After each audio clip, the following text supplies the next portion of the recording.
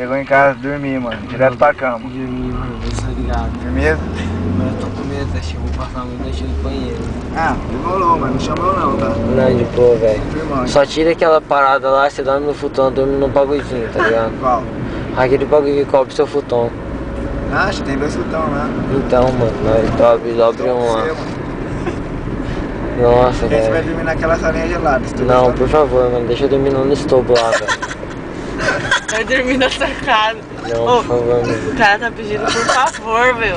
Aí, Hugão. Não, Vou chegar em casa e vou jogar videogame a noite inteira, mano. Ah, foda-se, mano, nem vou ver o bagulho.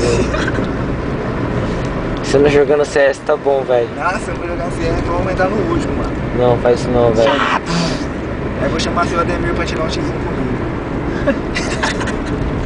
Pô, mano, eu só tô levando de tudo, mas você vai ver, filho. Pode? Ah, não. Ademir, vamos tirar um x1 aí, truto.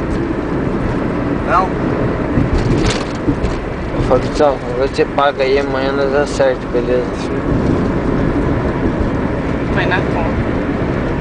Vai na conta do Papa. Nossa, eu tô segurando um bagulho de abrir o vidro, velho.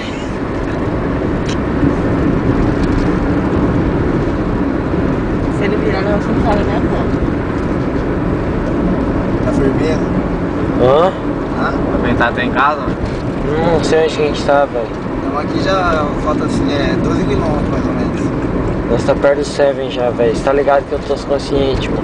Tá pertinho do sério, olha, Nós tá na rotatória já, mano. Vai dar o sinal aqui, mano. Aonde? Aí, ó, o cara vai dar o cruzamento. Ah, Aí depois vai lá na rua do Seven. e aí? Aí depois na rua do Seven o cara vai vir lá na ponte. Ah, Aí sei lá onde vocês vão falar que vai parar, mano. Não, Aí mais ele longe puder, mano. Aí ele pegou no sinal. Quanto mais demorar, melhor. Aí ele vai virar pra direita. Tá quentinho aqui dentro. Nossa, mano, tô passando mal pra caralho. Bebe desgraçado. Ah, cachaça, caralho. Olha aquele cara lá, do cara que parece com o Gene mesmo. eu tô segurando o bagulho com toda a força, velho. Cara, se eu vomitar no estacionamento lá, mano. Eu não Também consigo, não. eu não consigo vomitar, mano. Segue.